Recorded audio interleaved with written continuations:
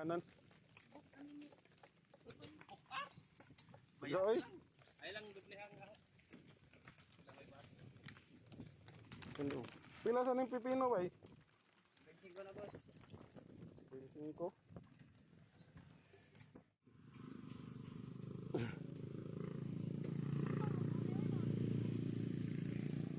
So guys, good morning. So di ata karon sa intersection padong sa side dagat diri sa buyog ng Hunong Lumi kay tungod akong mga kauban na malit og pakwan. Nya sawa kahibaw ang pakwan diri kay 20 pesos lang ang per kilo tapos 25 ang pipino. Nya sa tinod lang kani nga video nagsigi ko og storya ani while nag-drive. Ang kaso lang kay wala tay tarong mic sa ato ang cellphone. So by the way, cellphone rin akong gamit sa mga video na to, no? Kay wala pa man tay budget pang palit og action cam.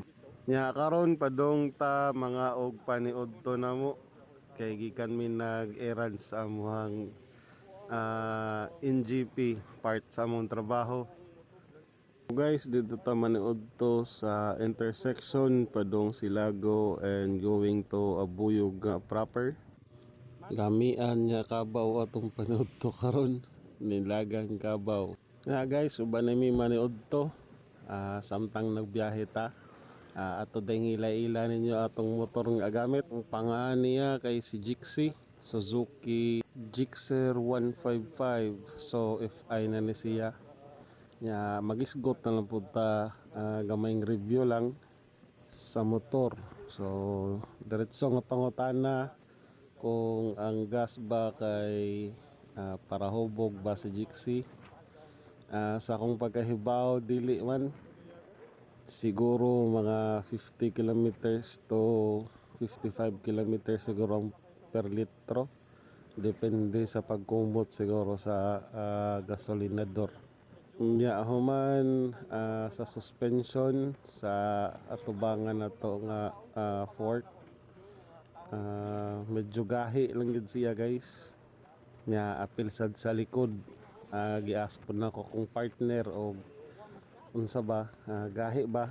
So nga ring dapita, nag-decide unta mi nga magsilong, pero murag dool-dool naman may murag dili na kasi nabot na lang mi nga mo diretso na lang mi kay sayang pud sa oras. Unsa na pud orasa siguro ni gutom na.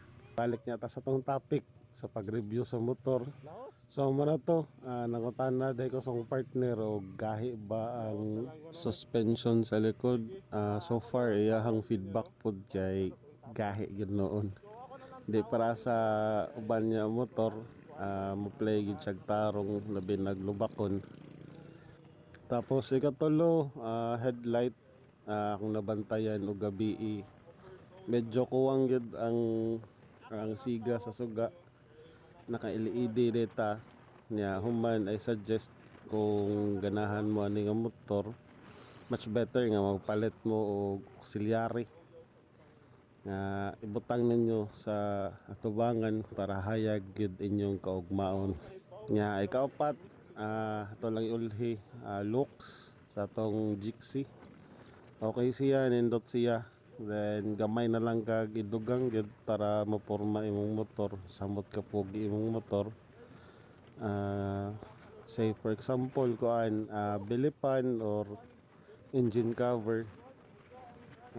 Nya usapod, mas maayo nga magbutang og trellis, safety features, para dugang safety features sa motor. Nya pinaka last siguro, downside lang sa akong nabantayan, medyo gaanon siya nga motor kung naihangin man gani nga kusog da sa ato ang biyahe, medyo magpalit-palit tagamay. Nya part pod sa ligid, dakuon pod sa ligid, then dili pod siya noon basta-basta pod ma-slide. Siguro bag-o lang yun pa. Ako din gigamit nga motor mga murag hapit 2 months pagod noon. So far guys, maura to akong namatikdan sa motor. unta sa magkuhan sa gusto magkuha ani nga motor unta nga nakatabang niya ko ang review. So guys, atong ila-ila akong kauban day mo ni si Gagay. Iyang gamit nga motor kay Winner X, no? Bago pang gawas.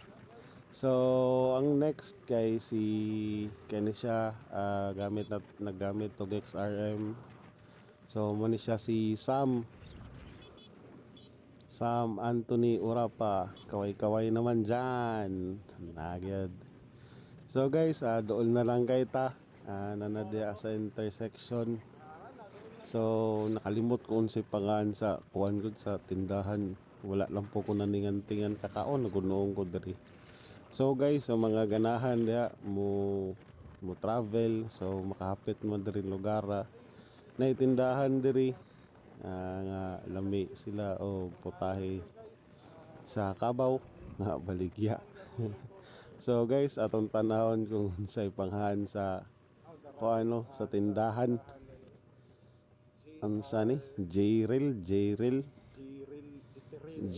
Eatery dahil may tawag dahil J-Rail Eatery. So kami karon nangita mig kaparkingan para makapanood to nami. So guys, see you sa sulod sa kananan. Nya og niabot mo ani nga part sa video, no. Daghang salamat nya paki-comment sa ko sa inyong location, no, para kahibaw kung asa niabot atong video. Nya maniod to ta guys. Yum.